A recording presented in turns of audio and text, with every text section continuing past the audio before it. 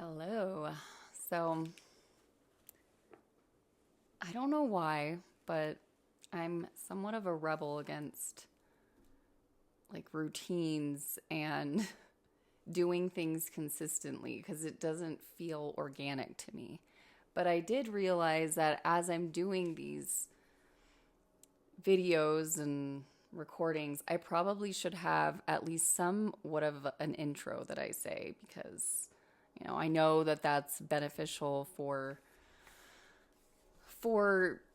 branding and whatever you want to call it. And even that word irks me a little bit, but I'm thankful for anyone who's listening. And this is Unlocking Your Uniqueness. My name's Elise, and I am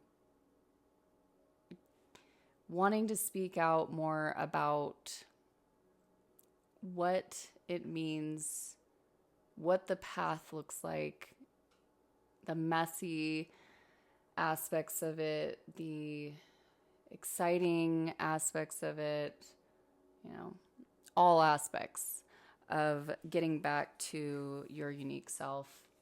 And today I have this Molly McCord is a teacher on YouTube.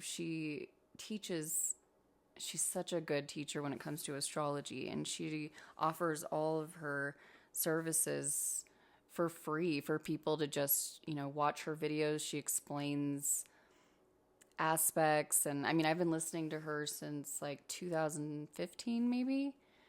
And I've learned a ton about astrology from her. And today I was listening to one of her recordings, and she was talking about this Gemini full moon coming up in 2 days. And as I was listening to it, I was excited because I'm like, oh man, this is like exactly what, this almost like this boomerang into, not boomerang, that's not the, like slingshot maybe, slingshot energy into what could help with getting back to our unique self, because this Gemini full moon energy is kind of an in-between. She called it the in-between of two minds because it's in Gemini, and Gemini is about the twins within ourselves, and what it's asking of us is it's asking of us to make new decisions. We all know like 2025 was supposed to be like a really big year of like closing out cycles. So as we're moving into 2026, it's kind of, asking us now, since it's December, what are we done clinging on to? Like, what are we done holding on to about ourselves? What doesn't feel right anymore? What have we always done? And she brings up, the fact that, many of us, it's December, right? So we have things that we need to do. We have parties that we're being invited to, whether that's like for work or family. And, we have these routines that we've always done. And she just mentioned like this year, you might be having that like internal no, like, well, I'm ready to go to this Christmas party for my job. I spent all day getting ready. I spent all day, making this quiche, whatever. And I don't want to go. And I might just want to stay home now. And she just talked about how that's a really, even though that no might not seem like it's important, it's something that we should all be paying attention to, because it's actually the start of this new cycle of who we're becoming. We're closing out these ideas that we have to be somebody. We have to do the thing because we've always done the thing. And now we're moving into this, breaking of the mold, basically. And what is that mold? What have we always clung to stick with this identity that we've been, and what are the things that we're wanting to shift, and to be brave in that, because sometimes we put a lot on ourselves in terms of, well, I committed to this, and I've been telling people I was going to be there, and I did make this quiche, and I'm it's like all the things that we have stuck to as just routine, and I have to do it because I've always done it. And it's like, even those small no's that we can offer ourselves really is breaking these patterns that we've created, and kind of in somewhat cages. We've caged ourselves into these routines and patterns that we've always done. And right now it's like the cosmos are assisting us in breaking these patterns that we're ready to break, and it's like we can look. She mentions the fact that, like, what is the difference between, what was my energy at the beginning of 2025? Like, kind of paying attention to how we've shifted along the year, right? And it's crazy because I was thinking about my own path this year.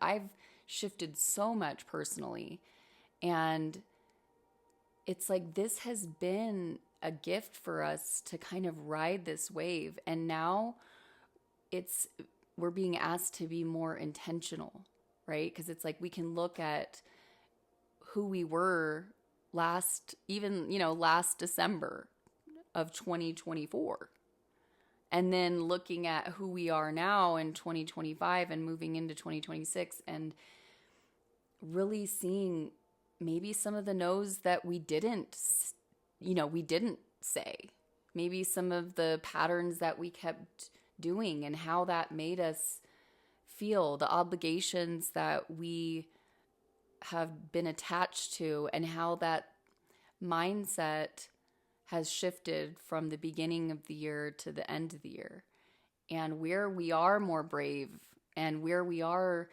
able to kind of sit back and say, no, that's not what I want anymore. Even if that's something that I've done my whole life, I'm now moving into this new energy. I'm now claiming myself.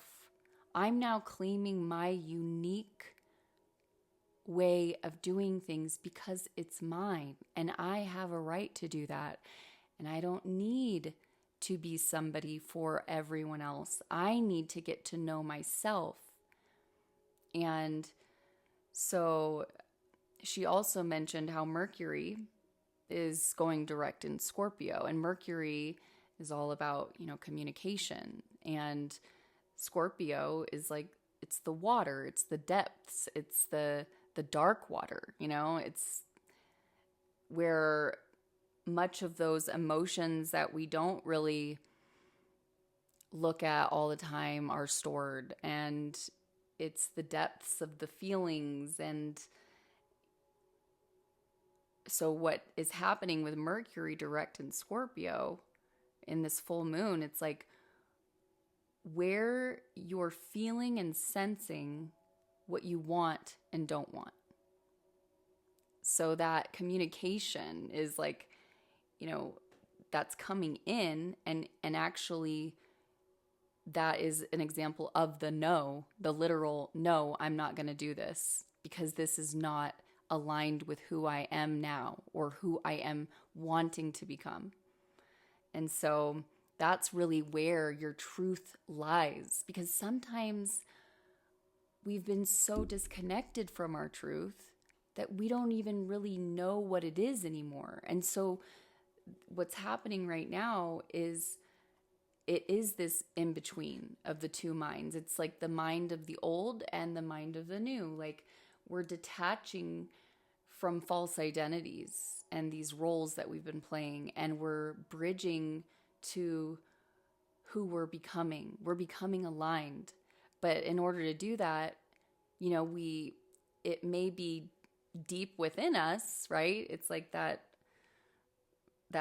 where the truth is deep within us, but we may not be used to actually acting on our truth.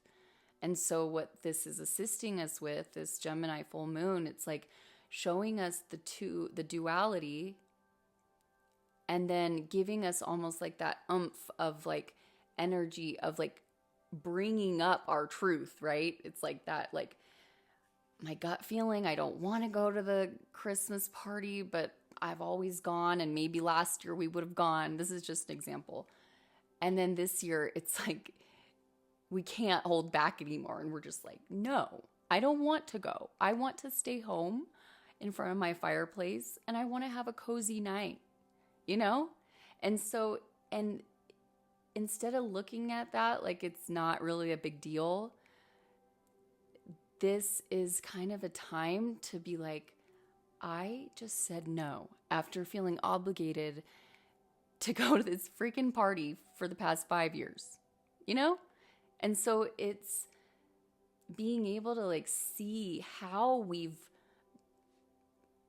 become someone different over the past year, and how now we're actually like bringing it up to the surface, and we're speaking our truth, and we're becoming our truth rather than just pushing it down like we may have done in the past. And I love this for what I'm doing with my own Unlocking Your Uniqueness program and podcast, because these moments, in astrology, in the cosmos, when that energy is flowing like that, we can really use it as a leg up. It's like that leg up of, okay, ride this wave, because this wave is assisting.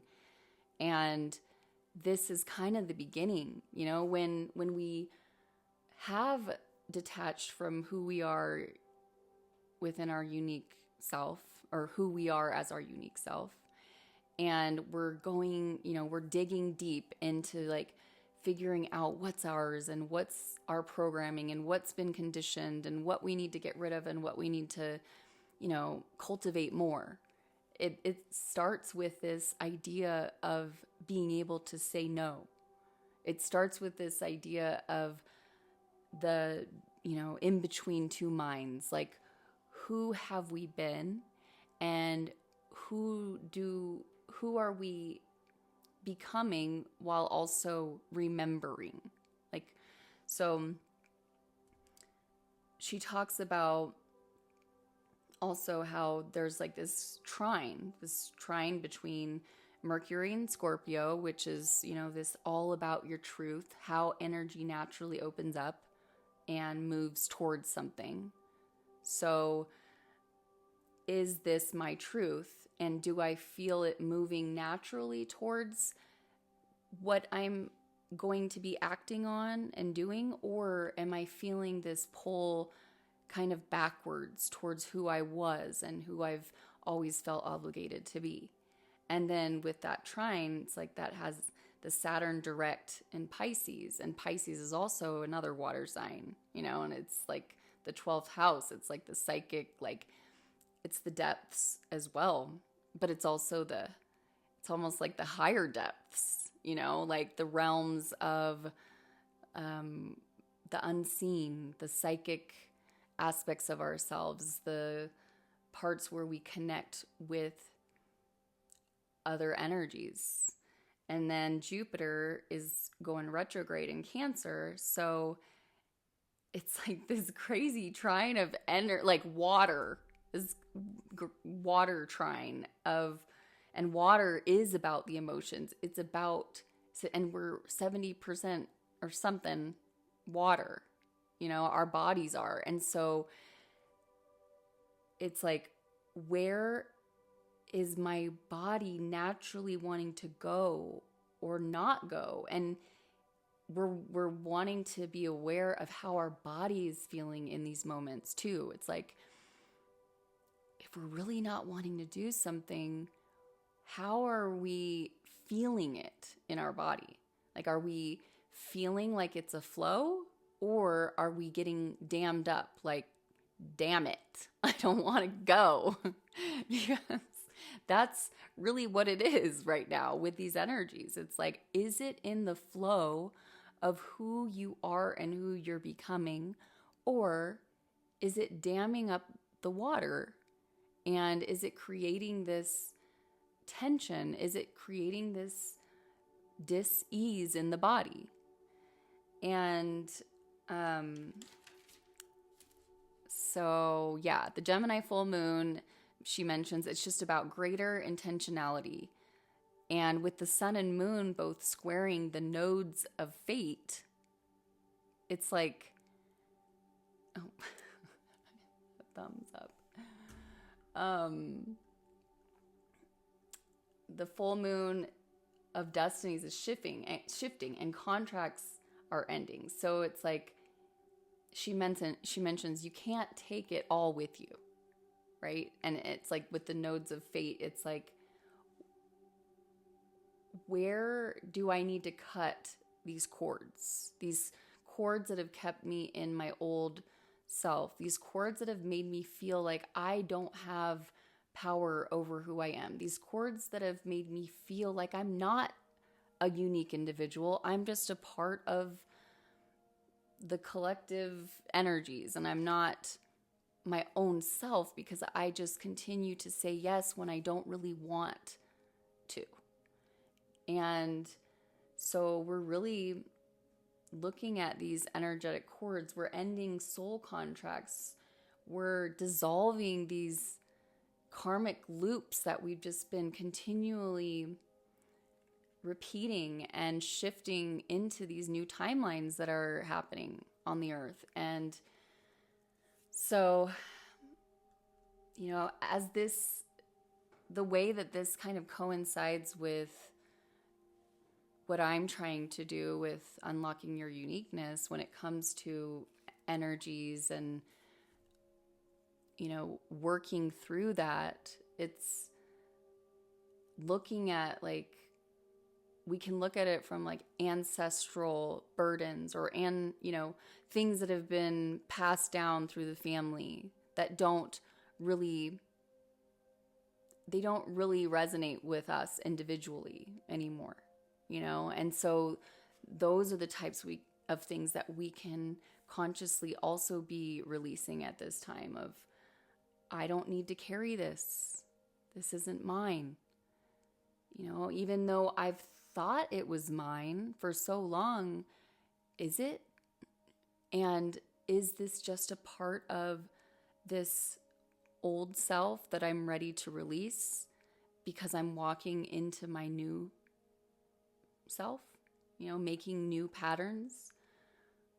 Like, what are the karmic obligations? And when I mean karmic, just things that we have been attached to, people, like ways of thinking that we have felt obligated to, that have only taken from us in many ways. Well, I shouldn't say only taken from us, because we learn big things within these karmic obligations and karmic exchanges, right? We learn what is serving us and what's not.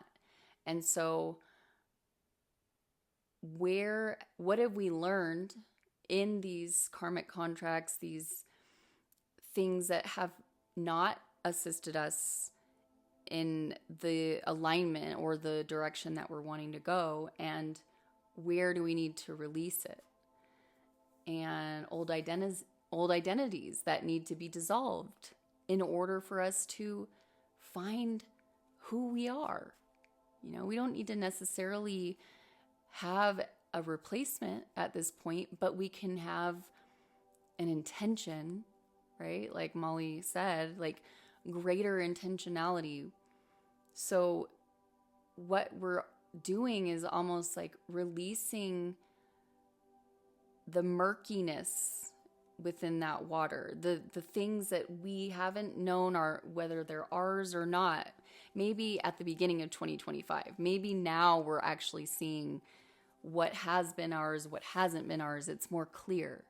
And so now we're able to kind of pinpoint what's ours and what's not, and we're able to release it.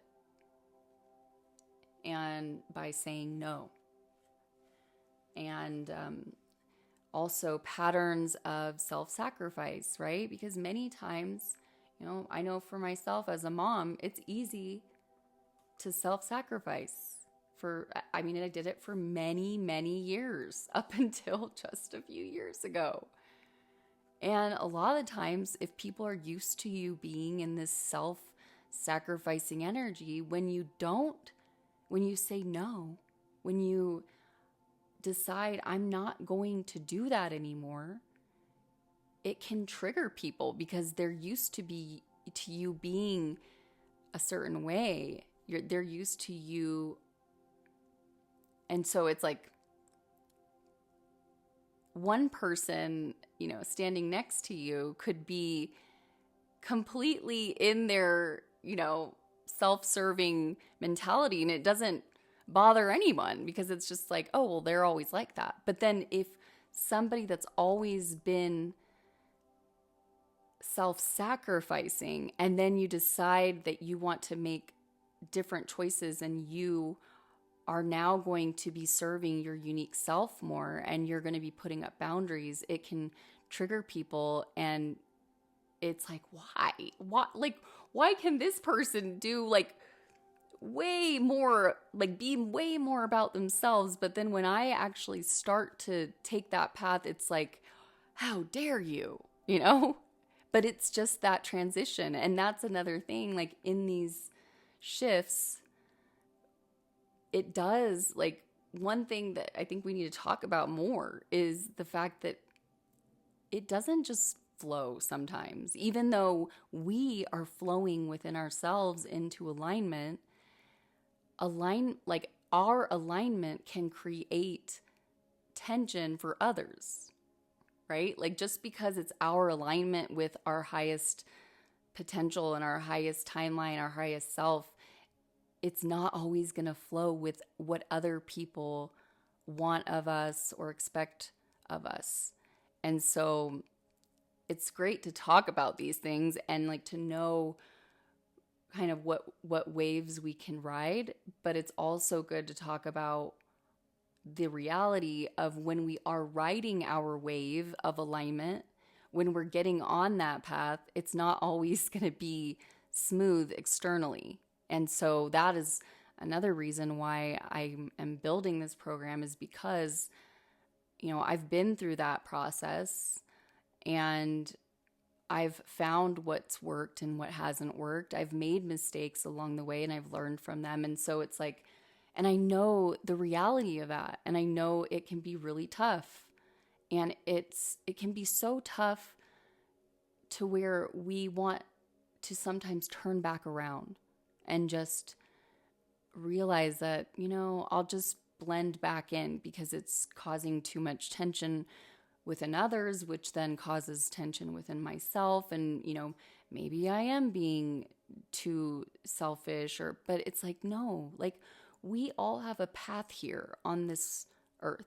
We all have an experience we're meant to have, and it's not meant to be full of conditioning and programming from external sources in order to tell us who we are.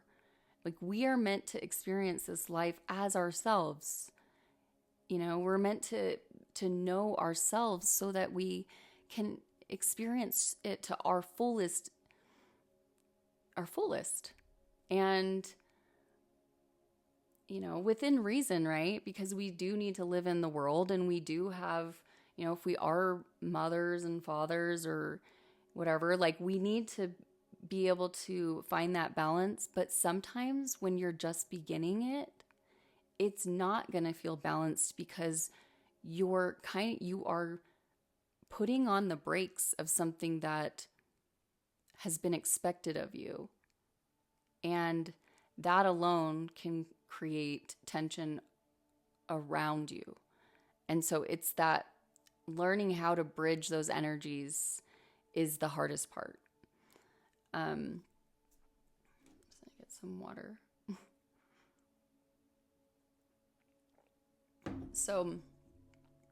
This transit is supporting these shifts. And with the South Node in Virgo, it's releasing the need to fix, to be perfect, to self-sacrifice, because that is, so, the North Node is kind of the direction that we want to be heading. That's our purpose. That's, in astrology, that's the head of the dragon, right? It's like where we're wanting to move in a direction that can sometimes even feel uncomfortable, because our South Node can just be like where we have found that comfort, where we can sit in and not really be growing. The North Node is not always going to be comfortable, because it's where we're kind of stretching ourselves and having to move into. And so with the South Node being in Virgo, it's like we're kind of needing to release what has always been the patterns, right? What we've kind of found comfort in, because it doesn't rock the boat. And with it in Virgo, it's like Virgo is about, perfectionism sometimes, like the shadow aspects of Virgo. And, over like being this server of everyone except ourselves, and self-sacrificing. Are we looking outside of ourselves to get validation? Are we being the martyr? That type of thing. And then with the North Node being in Pisces, we're stepping into that flow. So that's where we're wanting to go. That's the direction we're wanting to move into. And, it's the intuition, this like multidimensional vision of who we are and who we're wanting to become, and surrendering to that, and like getting to know our truth. And, with this trine energy, it is assisting us in that energy, and it's really giving us the ability to not just be thinking it like maybe we have in the past, but now we're feeling it and we're embodying it. So, so kind of like moving from that conditioned, programmed self of who we've always identified as, moving into that soul self, that water, that like the soulful self. So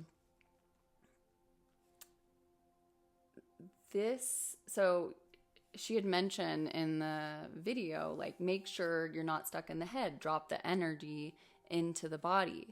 Because so often, the example of the Christmas party, right? It's like we're in our head. We're like, what did we commit to? Like, I gotta go because I did, and it's like what we're being asked to do right now, or what we're being assisted to do, more like, is like by being able to drop into the body and, it's like I just imagine it like dropping into the gut and being like, I don't want to go, so I'm not going to, no. And it's like rebuilding that intuition. So like relearning your body. It's the remembering. It's the start of that remembering. And it's like we're accessing a different intelligence, right? Because it's like that emotional intelligence. It's the gut feelings. And like in our society, in our culture, we're not taught to follow our gut. We're not taught to follow our feelings. We're taught like to be in our heads a lot. It's like what's driving everybody these days? Anxiety, fear, obligation. And those emotions are there for a reason, but it's become imbalanced because now we're just, like these vessels of thoughts, and we're not really like dropping into our body. We're not feeling and going from a place of, I don't feel like doing that, so I'm not going to, It's like we've been trained to cut that energy off and just be like, well, I may not feel like it, but I just gotta go.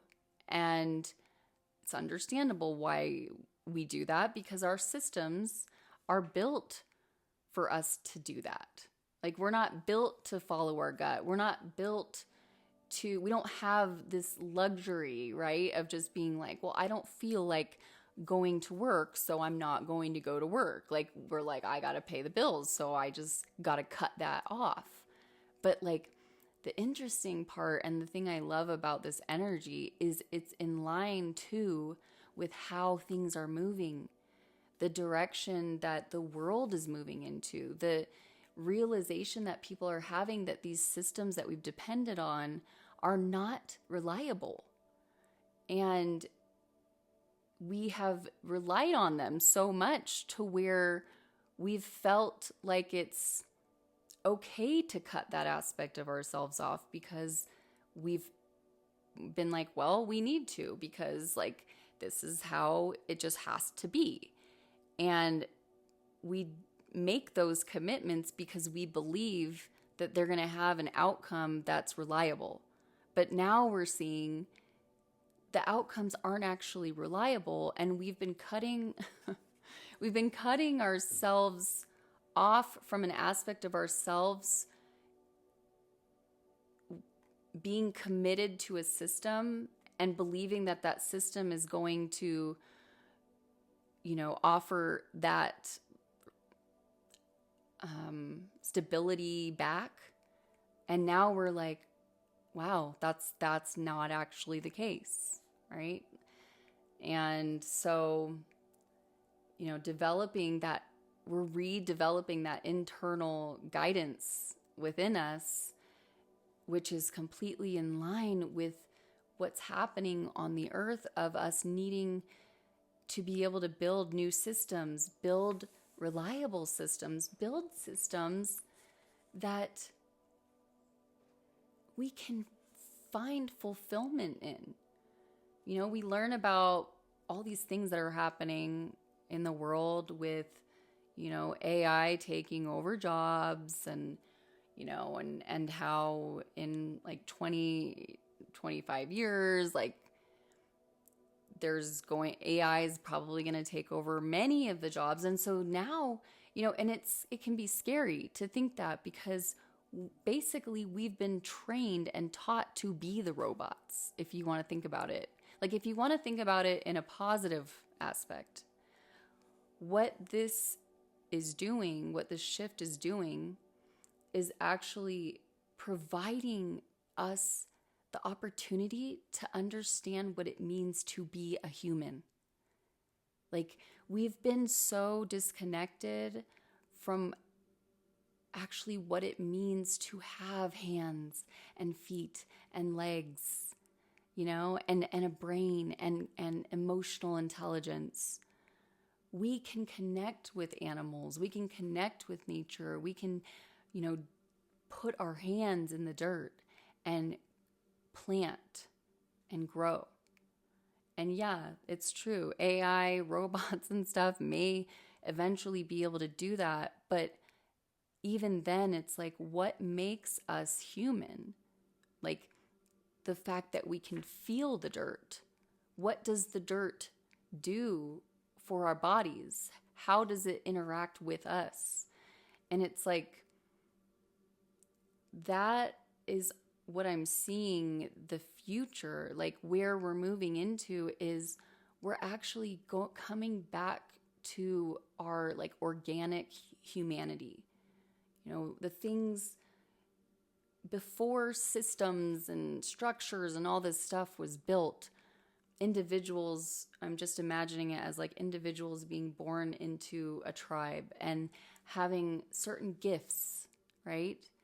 And instead of having to kind of mold into boxes of what they have to be in order to be successful, if this was a tribe that was kind of organic and like really built their tribe based off of an individual and what they could offer, it's like, that's when you have the shamans. You know, you have a person that's born into a tribe, and they, you know, as they grow up, they have these prophetic dreams, and they're able to connect with ancestors, and they get guidance from the other side. And then people are like, wow, you have this gift.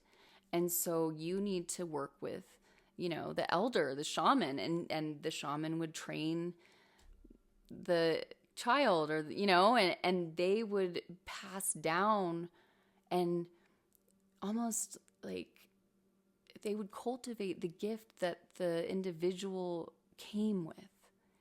And the difference between that and what we have now is, I mean, that's why I'm so passionate about this unlocking your uniqueness, because it's like, it's so opposite. Now we're born into systems to where sometimes even the gifts, the organic things that we have been born on into this world with, are shut down and diminished and told are useless.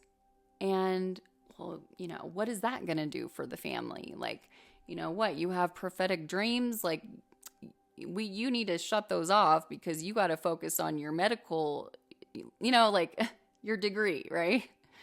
It's like, so we've been so entrenched in this idea that we have to cut off from our uniqueness because it doesn't align with the system.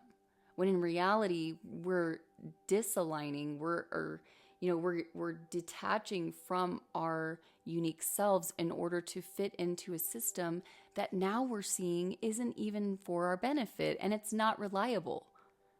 So in a way, with AI kind of taking over the mundane things of life, and we can see it in a different aspect. Instead of being fearful of it, we can see it in an aspect of, well, what is this gifting us? What is this? If we're not having to be the ones to sit in front of a computer typing away, you know, all day, what is my gift? Like, what did I come here to do? What is something that my ancestors passed down generations for me to be able to embody and anchor in? And what can I offer? You know, it's like, oh, well, I've always really had a passion for birds, or, you know, well, I've always really had a passion. It doesn't even matter what it is. Like, it's so different for everybody, but it doesn't need to be scary. It can just be the bridge of, okay, this is what's happening in the world. So how do we need to balance it out? And instead of sinking into this dread of the world is ending, it's being taken over by AI, and we're all going to, you know, robots and all these things are going to take over, and, you know, and be in misery. It's like, we can transmute that. We can say, well, now it's time for me to really hone into like what I do, what's a part of me, and master that. And in order to do that, I need to start taking away these, you know, layers that aren't mine anymore, the programming, the conditioning of what I needed to be, and I need to start remembering who I am. And so with Mercury and Scorpio right now, this can really connect to our deeper truth. What are the shadows that we need to clear out? What is our innate knowing, our unfiltered knowing? And do we have gifts that we have like shut off, you know, and been like, well, you know, I don't believe in, you know, psychics, and I don't believe it. But then in reality, you're like, well, I've always had these crazy visions and dreams. I've just like shut them out because it's just my imagination. No, it's not. That's what this system wants you to believe. But imagination is actually the start to create new systems, new ways of doing things. Imagination is the way, it's like the energetic seed that creates new possibilities. You know, you like, I don't know why I just thought of like the Beatles, you know, I don't remember what song it was, but it was like one of their songs, one of their hit songs like came through like a dream, and they had mentioned that. And it was like, that became like one of their biggest songs. And somebody could be, you know, someone that is like, oh, just, you know, it's just imagination. Like, don't put too much like effort or thought into it. And it's like, well, but what if we did? What if we did begin to nourish those visions? What if we did begin to do something with the dreams? What if we started seeing those things for what they were always meant to be, which are aspects of the gifts that have been passed down generations through generations that many of us have been taught are just hokey or just, you know, not useful. But now, because of what's happening on the planet, we're actually being gifted the opportunity to see them as very useful. And we're being gifted the opportunity to hold them and cultivate them and master them because they're already naturally within us. And I don't think that, you know, I look at like the world, the universe, like if we want to look at it like an organic matrix, you know, and look at like the people that come here, the people that were seated on this planet, and the motivation that these systems have had to really categorize us and put us into boxes and change us. It's obvious we carry energy. It's obvious we carry encoded energy that basically batteries up a system that works somewhat, right? But if you want to look at the earth and the cosmos and the whole thing, the organized aspect of it as like a natural system that would, if it didn't have the, you know, the systems that are creating these imbalances, it would work perfectly naturally to its fullest potential. And if we're aspects of that, which we are, wouldn't it make sense that the right people would come to this planet when needed, with the right skills, with what the earth needed, with what reality needed, you know? And why are we trying to manipulate that so much? Why aren't we just letting it happen? Why aren't we just letting it occur? You know, and because it may look like chaos to the individual that wants to control it for a specific reason. But an art piece, you know, you can see in the background, it's not done, but it starts with chaos. An artist knows chaos. An engineer knows chaos.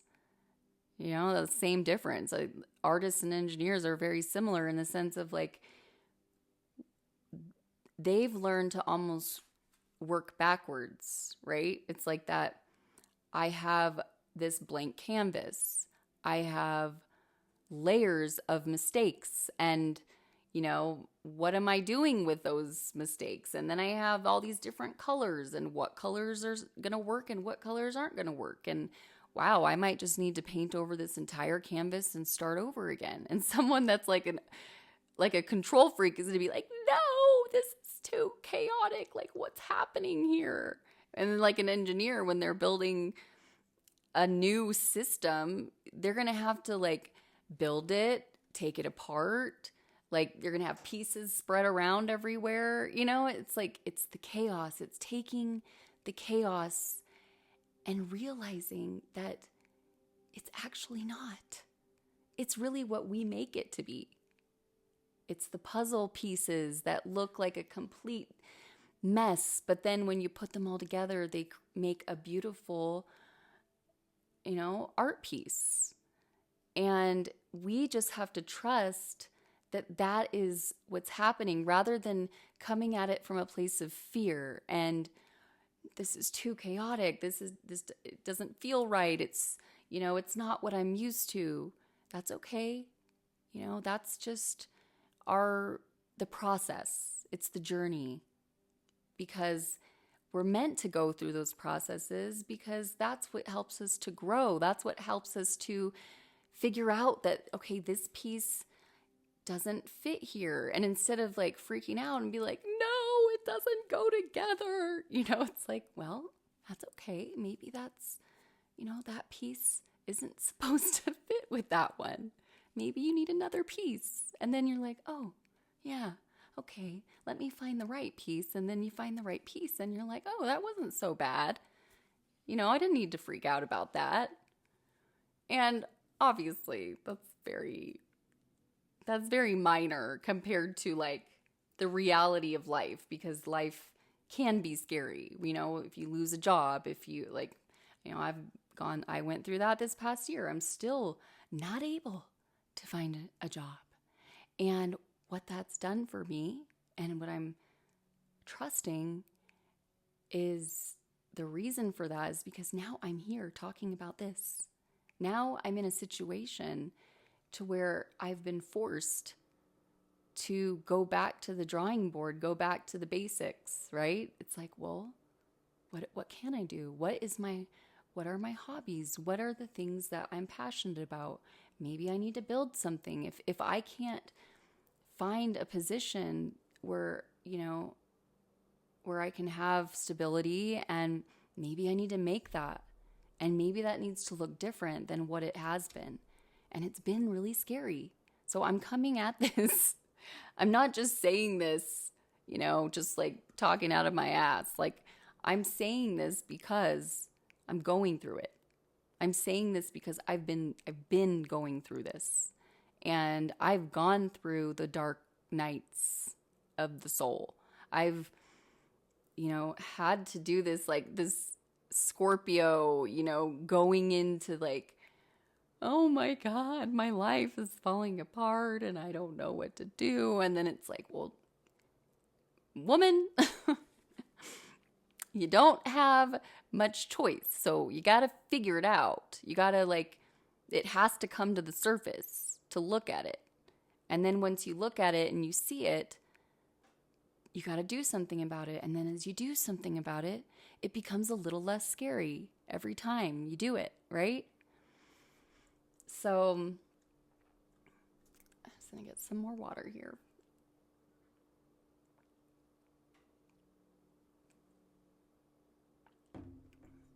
So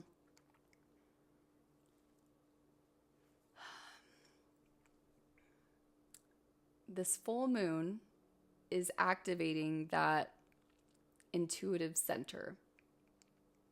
And it's helping us awaken to the in-between, what we are or what we were, what we have been, and what we're becoming. And so, and it's not just, looking at it anymore, because we have been looking at it, right? This year has been about that. Now we're becoming it. Now we're learning to take those thoughts or those gut feelings that we have, and we're bringing them to the surface with the no. And so it's like the duality, the lower timelines, the past versus the higher timeline, the future, the choice point. It's 0 point. And this is two realities, two timelines, two versions of yourself. And the bridge is the journey that we're taking. So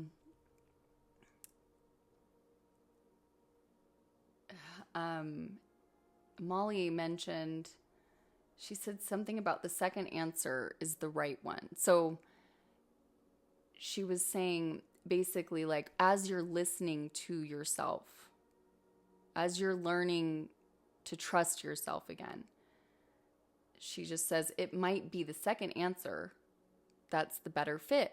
You know, what have we always done versus what we haven't always done but want to do. And she kind of mentioned like that idea of trusting that flow. What do we feel in those moments? Are we going to continue to do what we've always done? How do we feel when that is brought up within ourselves? And then how do we feel when we're, offering ourselves a different alternative?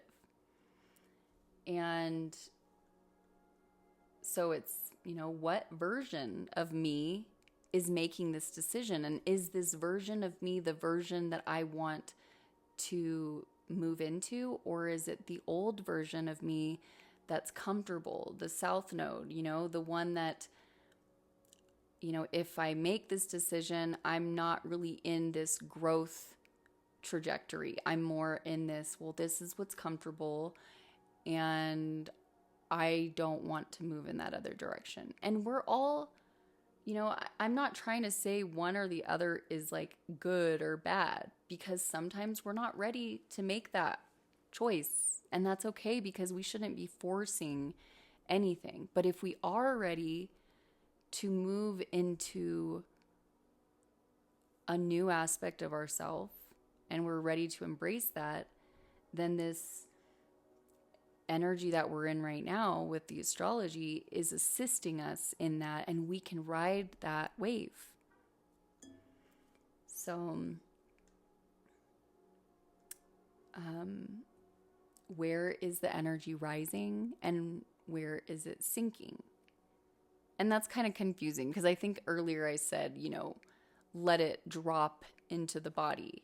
But I think what I meant by that is like, when we're trying to figure out what our response will be, the reason why it drops into the body is because we're wanting to access that gut feeling, not just the mind, right? But then as we access that gut feeling, that's when it rises up into our truth. That's when we're able to say, this doesn't feel right anymore. And no, I'm not going to do that. And when we do that, it's like this release, this beginning point of like, oh, that felt really good. I just shifted like patterns that I've been doing for a long time. Like, maybe this is the right, paying attention to that. Like, does that excite you? Does that make you hopeful? Does it, create this like new beginning of like this new identity of who you are? Are you curious about it? Does it intrigue you to be able to like stand up and say no? And if it does, you're meant to, follow that. Listen to the body. Stop overriding that intuition. If that intuition is clashing with the mind of patterns and I've always done this, so I have to do it, maybe this time, instead of overriding your intuition, you can override the patterns and follow the intuition. It's that second answer that Molly had mentioned. Reteaching yourself how to feel yourself, like how to feel again. Because, women and men both have this in life, in this system, right? But I think, unfortunately, a lot of men have this more, because especially men have been taught to not feel. It's like we don't have the luxury of feeling, because we need to be thinking and driving and, like, this is what we need to do. We don't have the luxury of feeling. But we also need to see what that's done in our society when men are, the top individuals, unfortunately, that are taking their own lives because they have been taught to cut off from their feelings. And so maybe this is the beginning of that too, like getting back just by being able to say no. Just little things that we can begin doing that connect with our emotions, not just what we have always been obligated to do, or not just, doing what we feel we have to do, like getting back into our heart, dropping into our gut, and saying, like, this doesn't feel right. This doesn't, even though this is what I've always done, even though this is what I've felt obligated to do, or, we can drop in and say, this doesn't feel right anymore. So how can I create that compass? The compass shown, compassion. How can I have compassion for myself? And I know, like, even just saying that, it's like the masculine aspect of me, especially after being, now I'm a single mom and I've had to tap more into that aspect of myself. It's like, well, yeah, I can have compassion for myself, but the bills still need to be paid. And I still need to, like, it's all those things, but it's like, it doesn't need to happen right away. But how it's that bridging energy of how can I begin to move from the old into the new? What is the solution? What are the small steps, like the no's, right? Or, if I do need to be paying the bills and I'm in a job that I hate and I'm miserable in, but I'm just doing it because I have to, because my mind tells me I do, and I'm not letting myself connect with my heart and my gut because I just can't.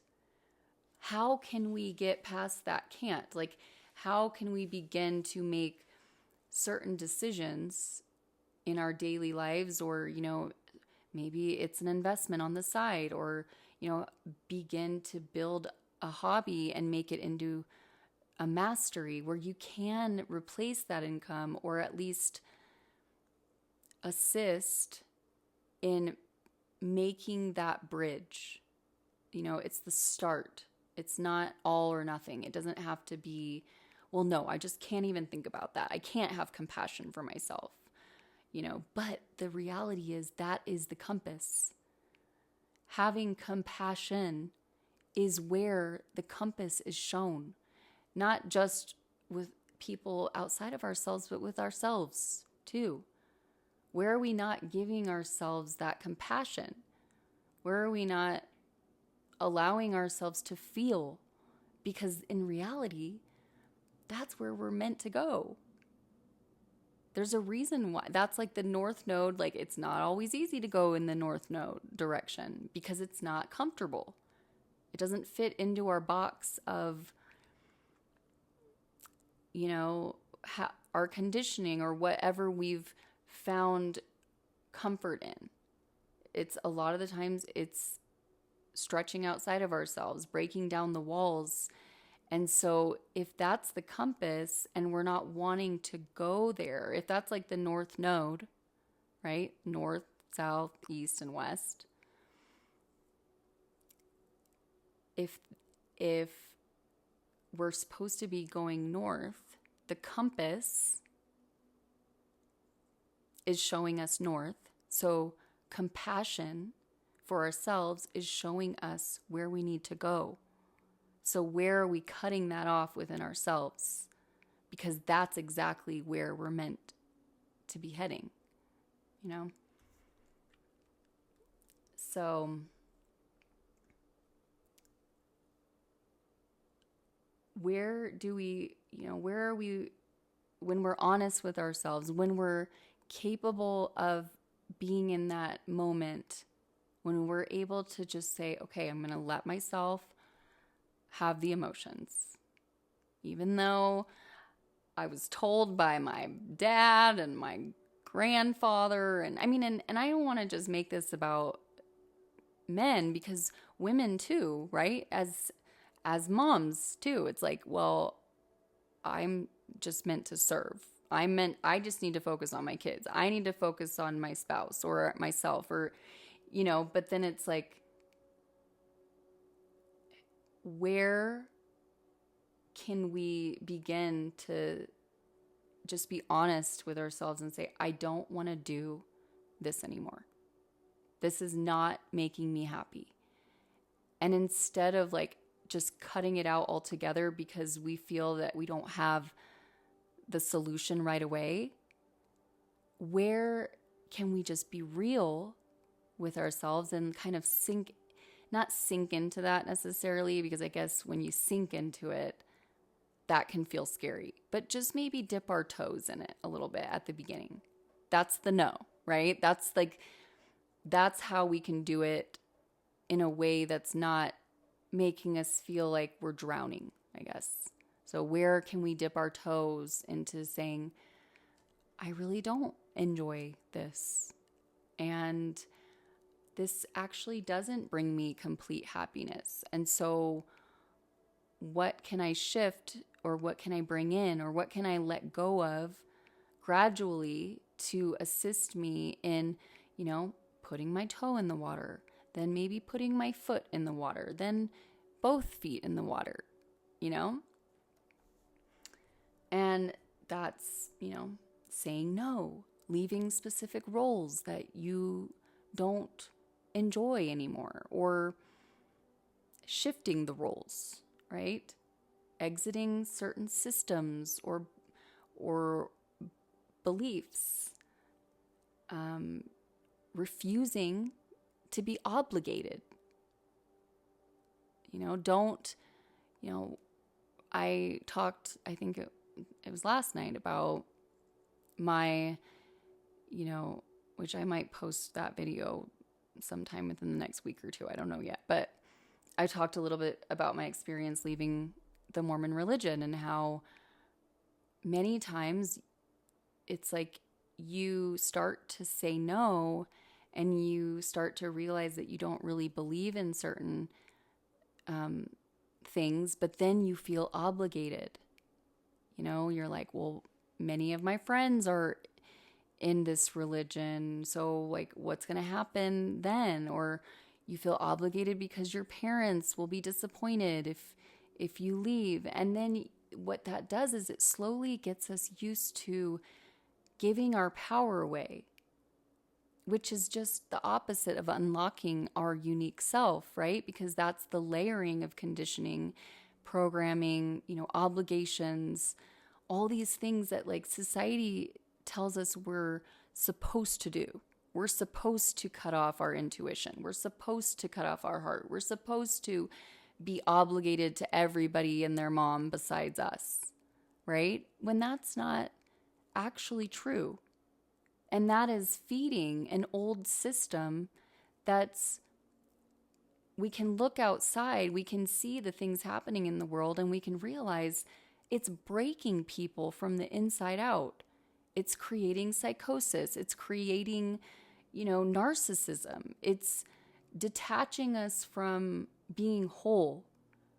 It's creating this inversion and this, the external world is only what matters and the internal world doesn't. And as we cut off our own heart, then we lose empathy for those around us because we've lost compassion for ourselves. And so how can we give that to others if we've been so used to detaching from that from ourselves? That's why it's so important. It's like, it's so backwards. It's like society wants you to believe that it's selfish or arrogant to believe in yourself. But it's completely opposite, because then they'll tell you, but, focus on how you look and, like, do everything the way everyone else does and, sacrifice your own self for everyone else. Don't get to know yourself. Be like this person.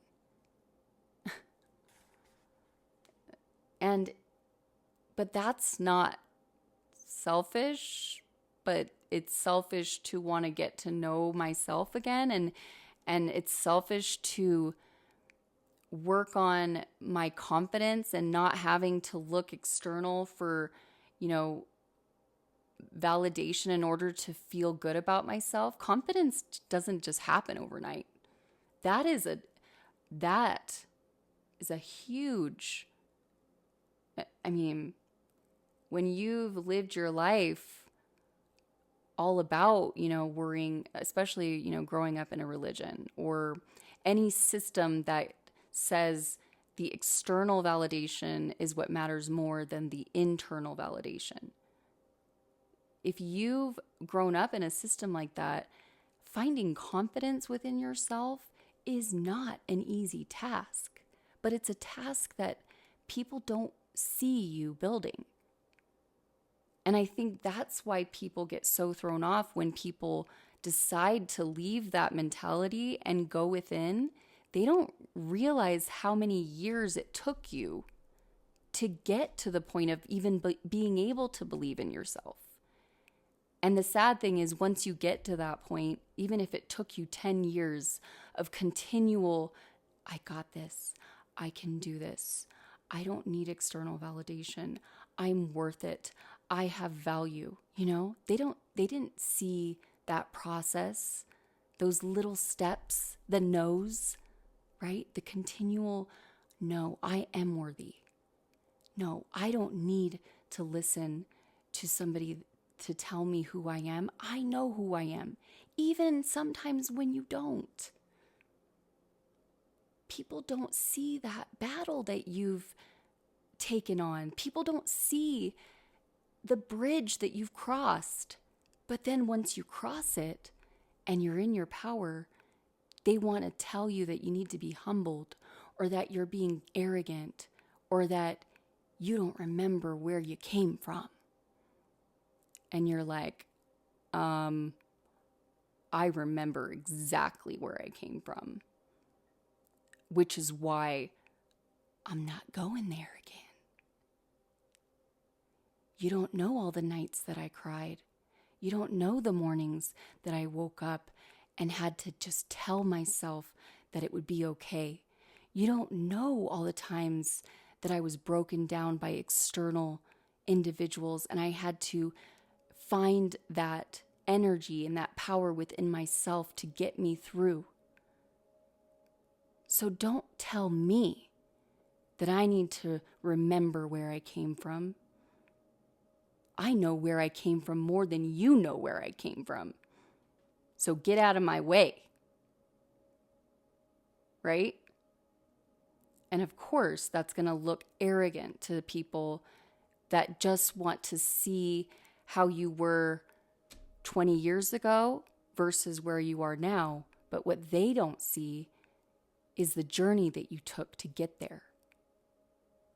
They didn't see the steps, the years that you were invisible. And when you were going within and knowing that you couldn't depend on the external world to validate your value or tell you your value. They didn't see the moments where you had to be completely overlooked, diminished, ridiculed, and you still had to show up, stand up, find your power from within. So for anybody that wants to make you believe that as you're going through this process of finding yourself again, that's somehow arrogant and that you need to be humbled, you can just look at them and keep walking, because you don't owe anything to anyone that doesn't actually know the journey that you're on and the journey that you've taken to get to where you are just to say no. So that's another thing. And that's the pushback that I was talking about at the beginning. It's like, it's a journey, and it's not as you become in alignment, as you begin to flow with your purpose, as you begin to flow with, unlocking these aspects of yourself that you've shoved away, you're going to become more aligned with yourself, but it's going to trigger individuals in your life that got comfortable with you being a certain way. And just being able to know that that's part of it, and going in there with this anchoring of, that's okay, I'm ready, because I am worth it. For me to know my value, for me to know myself completely, or at least start the journey of it, that is worth it because I'm worth it. And I'm tired of looking externally of what my value is. I want to get to the point where I don't need to look outside of myself. I don't need to be validated by the external world. If I'm not there yet, that's okay. And it's going to take time, but don't let the noise take you off that course just because it's a little bit of pushback. It's the resistance. And I've mentioned the book, The War of Art. It's not the art of war. It's the war of art. And it talks about this. And it's like one of my favorite books because it's like what I'm saying right now, which is just know when you're about to break through, like when you are getting back, when you're creating your project, when you're creating your artwork, whatever that is, and you can look at finding yourself as art. When you are getting there and you're gonna have the resistance. And many times the resistance is what makes people back off from breaking through. And it's because it doesn't feel safe. It creates tension. But it's the precipice. It's the point where we decide, is it worth it or not? Are we worth it? Because if we are the art that we're discovering again, if we are the art that we're remembering and letting show, when we're letting our light shine, when we're like right about there, we're going to have the most pushback we've ever experienced. It's going to feel surreal. It's going to feel like the world is turning against you, because it is, because you're breaking through patterns. And the system, the matrix, whatever you want to call it, doesn't like that. Because what happens is you become a catalyst for others around you. And so it's like this subconscious thing that turns on with people around you, things, the life in general. It's like something clicks because it's like you become a threat. You become a virus to a system that depends on people all moving in the same direction, because that's what is wanted. It's being able to control, being able to contain. So when you have an individual that starts to move against the grain and go a different direction, that doesn't work for the system. So just knowing that you will get that pushback, and just anchoring in and knowing, continuing to tell yourself, even if you don't believe it yet, I promise if you continue and you prepare mentally that you're going to face that, your value, what you find within yourself, even if there's nothing in the external world that is validating it, it doesn't matter anymore. Because you've gotten so anchored in, things have shown you continually. It's like, why am I getting all this pushback? It must be for a reason. Otherwise, I wouldn't have it.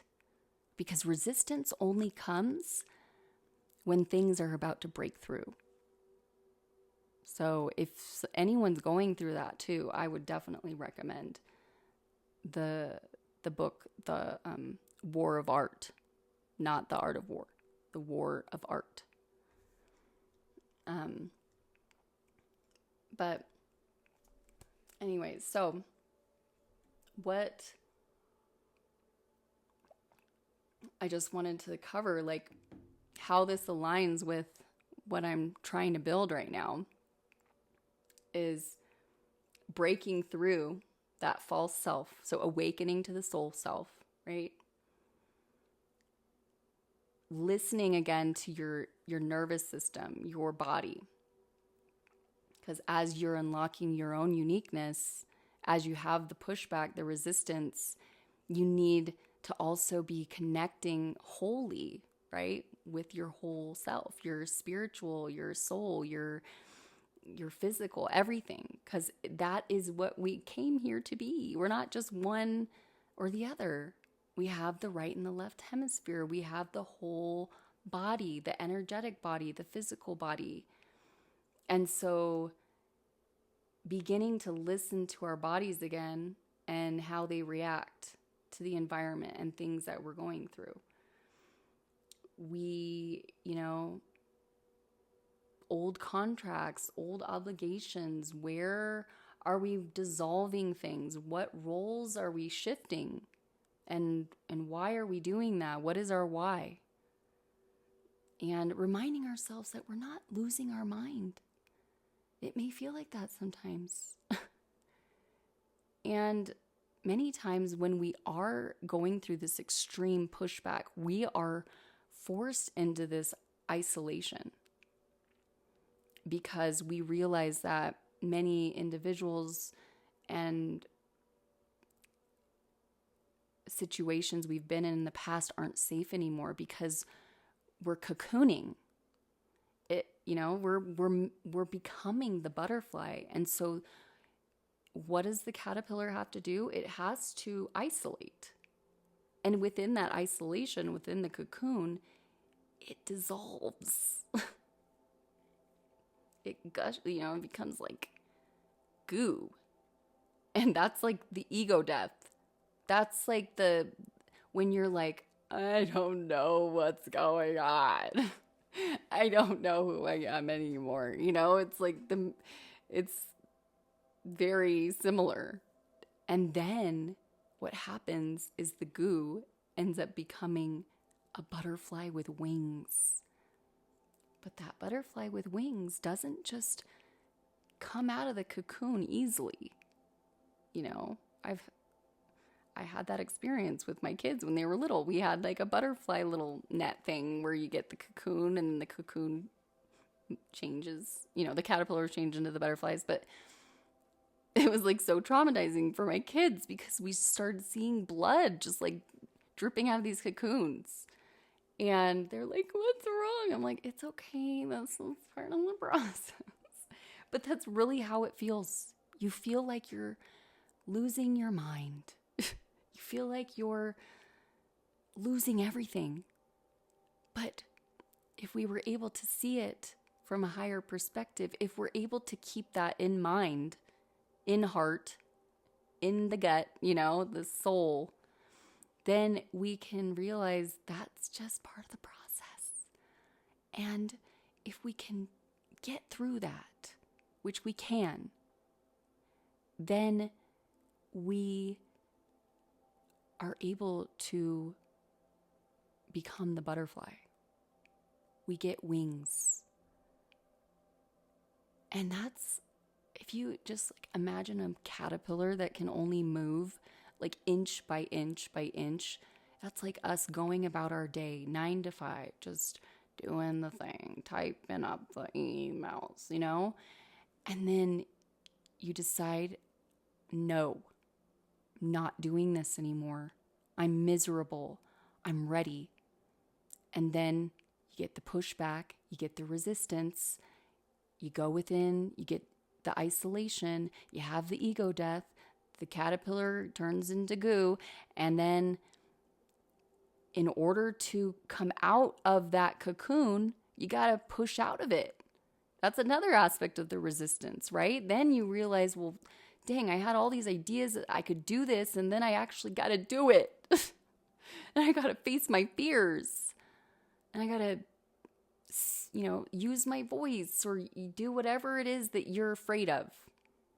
And then that's like the moment of like the butterfly coming out of the cocoon. And then once you do it, that's like when the butterfly opens up its wings and it dries out its wings. Because at first those wings aren't dry. So maybe that's when we come out and we're like, I got my wings. I'm going to fly. And then it's like, nope. Damn it. That didn't work out very well. But maybe that's the drying phase of the wings, right? And so then we just gotta, that's like shedding the goo. It's, I had my ego death. And I still got these patterns, these little things that just, they're not quite healed. And so I gotta face those, and I gotta do that. And it's okay, because I got my wings. And then it gets dry, and then the butterfly, then you're like, I can do this. And then you take the leap and you fly. Oh my God, I get emotional about the stupidest things, but like, that is what it is. So, came out of nowhere. Yeah, it's like drying off the wings and knowing that you're gonna be freaking flying compared to what you were, the caterpillar, just, inch by inch. Then you become weightless. And I'm still waiting for that. But I think I'm drying out my wings. That's my personal situation. Anyways. So hopefully this helped somebody. And I'll be back on to talk about more stuff at a later time. Thanks for listening to Unlocking Your Uniqueness. And if you enjoyed this, feel free to like and subscribe to my channel. And I also have another channel called The First Eye Tarot. And that's where I do little tarot and oracle readings. And that's a hobby that I enjoy doing. And I would love to make it part of my, my living at some point. So I will be on at a later time. Thank you.